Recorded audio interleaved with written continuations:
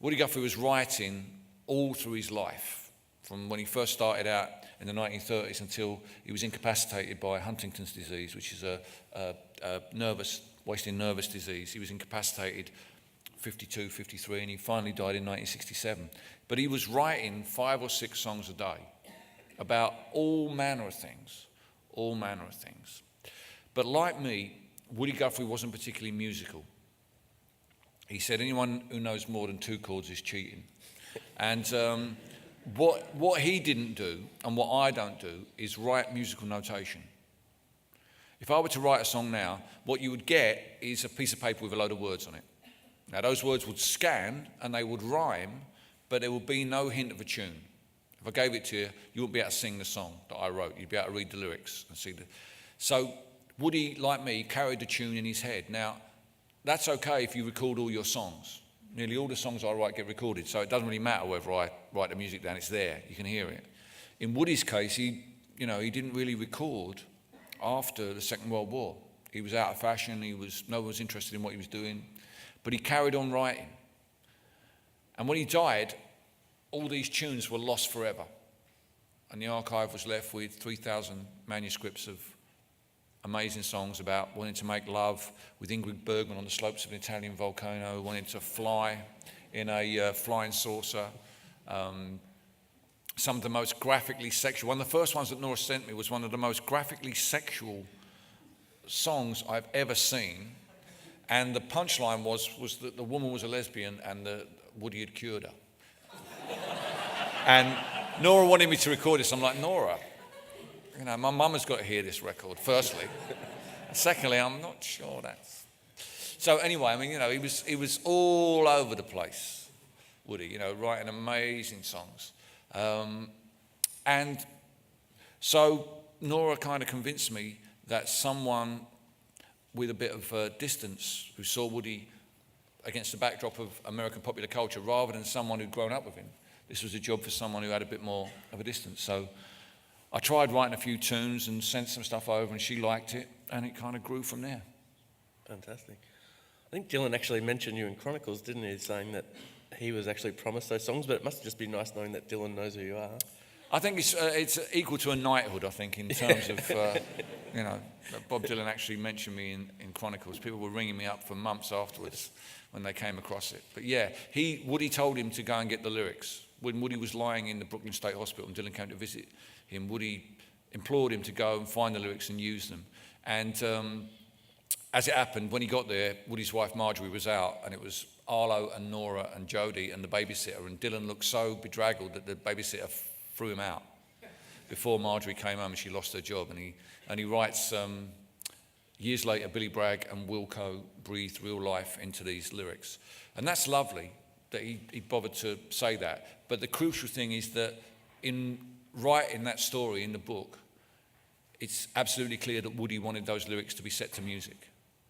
And that Nora was right, that they weren't to be in an archive for people to look at who can get all the way to the Woody Guthrie archive in Tulsa, Oklahoma. Woody wanted those songs to be heard. And that completely justifies the amazing work that Nora's done. And she has done amazing work. When we first went down to Okemah, Oklahoma, 15 years ago, where Woody was born, they were ashamed of him. Anybody who put out any posters or put up anything commending Woody, the chances are it would be defaced. And now, in the main street between some of the shops, there's a memorial garden with a statue, and you can buy a little tile and put a name on one of Woody's songs and your songs there. They have a Woody Guthrie festival. They've taken him for their own. That's not a tribute to Woody Guthrie, that's a tribute to Nora Guthrie and the work that she's done to bring her father's music, not just to a new generation, but to bring him home to the red dirt of Oklahoma where he came from, where they were ignoring him. I mean, the archive has recently moved from New York, where Nora was controlling it, to Tulsa, Oklahoma, where Woody came from. And, the good thing about Nora is she's so trusting. She's so open with her father's work, that she's just done an amazing, amazing thing. Not just Mermaid Avenue, but she's made several albums and books and loads of great stuff. She's been, she's done an incredible job on him. A bit's been made about the brouhaha that came up about the mixing of those Mermaid Avenue sessions with Wilco. But that aside, did you enjoy collaborating with them? I 100%. And that whole brouhaha really was only a manifestation of the fact that I'd never made a song, I'd never made an album where someone else had control of the mixing, and nor had Jeff Tweedy. While we were actually together in Chicago and in Ireland recording, everything was hunky-dory. We had a great time. It was only when we went home and, we started to ask, because the deal we had was whoever wrote the song would mix it. And, when they said, could we mix some of the songs that you'd done? I said, yeah, sure. And they did the mixes and I didn't like them. And I said so. And that was the basis of it. But we resolved it in the end, But the great thing about Mermaid Avenue and working with Wilco was that was the last time, since we made Mermaid Avenue, I've never been in the studio alone again. Because the benefit I got from collaboration of other people putting in ideas, of people working on songs while I'd gone out and stuff like that. I hadn't experienced that before. And it was brilliant to work not just with Jeff, but with Jay Bennett, who sadly is no longer with us, who made a huge contribution to Mermaid Avenue. I think the 3 albums that we've released stands as a really good testimony to his talent, his contribution. I think he may have had a better idea of what it should all sound like than me and Jeff. We were sticking songs on the words, but Jay was taking the idea and running with it, because it was a great thing because, we didn't want to make a record like Woody made a record. That wasn't the point, to reproduce Woody's music. And at the time, there was a book called Invisible Republic by, what's his name? American journalist. He'll come to me in a minute. He's disappeared now. But talking about how they made the basement tapes. Bob Dylan and the band made the basement tapes. And the thing I always admired about the basement tapes was, although many of the songs they recorded, if you're familiar with them, are old-timey American tunes, they're old hymns, old folk songs, stuff like that, you can hear that the way they play those songs, that the people who are playing them have heard Little Richard. They're not being reverent, they're not trying to get back and sound like the Carter Family. And so we wanted people to, when we made Mermaid Avenue, we wanted people to know that we'd heard The Clash and Tom Petty and Little Feat and Cheap Trick and all those other bands that the Wilcos loved. So, we felt that we were trying to bring Woody up to where we were. We weren't trying to get back to where Woody was. This wasn't an attempt to re-inhabit that space. It was an attempt to bring Woody into the 21st century. And I think we managed to do that, he says humbly. We've talked a lot about your politics and everything, but ever since the earliest albums, I've just been totally drawn to your love songs. You write some of the most incredibly poignant sort of, the Saturday Boy, The Price I Pay, and songs like that. Do you feel any chagrin that you've been pigeonholed a bit? Yeah, of course.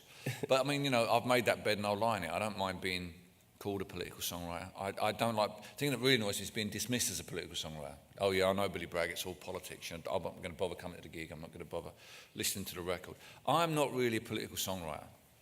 I write songs about things that piss me off.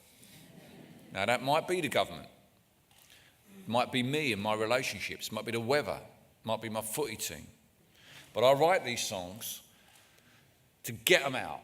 And when I come out into the dark and sing them to you and you all applaud at the end, I feel so much better about it all. It's lovely. It's like therapy. Or maybe I should pay you guys. I don't know.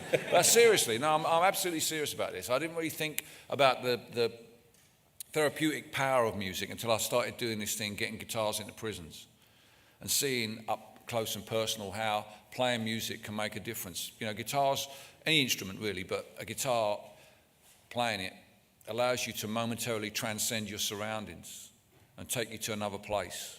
When I hear my son upstairs in our front bedroom playing Ramones songs, he's not in the front bedroom of his parents' house in Dorset when he's doing that. He's at CBGB's in 1976 in his head.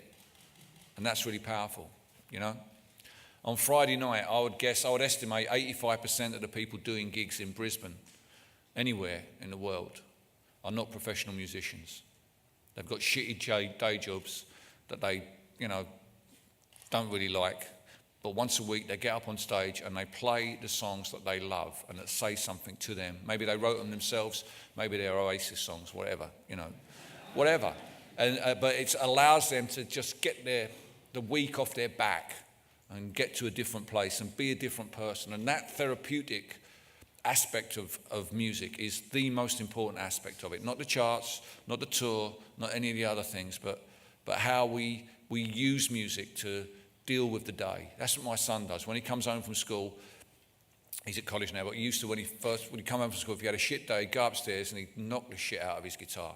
I could hear him up there, dealing with the day. And that's what music allows you to do. That's the great thing, And I mean, I've spoken about this before, but people often ask me, where are the political songwriters now? Why aren't there so many political songwriters out there? And my pet theory is that when I began to want to talk about the world, I want to express my anger about things in the world and my opinion, there was only one medium open to me, and that was to pick up a guitar, to write songs and do gigs. Nobody wanted my views in the papers, or no one wanted me to make a film or anything, but I could write songs, do gigs and get it out there that way. Now, if you're 19 years old and pissed off, there's a lot of different media that you can use to engage. You can tweet, you can start a Facebook page, you can blog, you can, make a film, put it on YouTube. There's lots of ways to engage, and the most important thing is engagement. So I'm glad about that, and the bar for me was set quite high, because not everybody can write, not everybody can play guitar, and very few people really want to get out there and stand on stage and sing. It's a high bar, so now it's much more open to people. The process of engaging is the internet has opened it up to more and more people. However, no one's ever going to invite you to Brisbane to read out your tweets. No one's ever going to ask you to tour Australia commenting on your Facebook posts. If you really want to get out there and engage with people in a way that really does give you that natural high, that sense of being part of something that we get when we go to a gig, then you better get off your arse and learn how to play guitar, mate. Or something like that. And then, you get to see the world. So it is, it's still out there, it's still there for people to use. But it's no longer the prime social media that music was. For my generation, the generations in the late 20th century, it was the way that we spoke to one another and to our parents' generation. It's the way we, carrying around a 12-inch album is a clear signal to people of how hip you are, or whatever else, depending on what album it is, I suppose. But that's changed considerably now. But I still think there are people out there who want to hear music that does say something. I don't know if you're familiar with the song "The A-Team" by Ed Sheeran. If anyone's familiar with it at all, it's basically a song about a woman who's a prostitute and takes Class A drugs and dies. And if you see the video, it's on YouTube. That's what the video is about. It's about the woman. Ed Sheeran does appear momentarily in it. He buys a newspaper off her when she's sleeping on the street. But she's a prostitute. She takes Class A drugs and she dies at the end of the song. That video's had, last time I looked, 68 million hits. And it's not just because it's a great hook of a song. So don't tell me young people aren't interested in songs that have something to say about the nature of the world. I think they are. I just don't think that the mainstream media, which is, more focused these days on shiny floor talent contests, is so conducive to songs like The A-Team. But, Sheeran isn't a political songwriter by any stretch of the imagination, but he was capable of writing a song that resonated with people, that was about something that perhaps we sometimes don't confront. And, music should do that from time to time. It should make you confront things about yourself, about your society that perhaps you don't want to confront.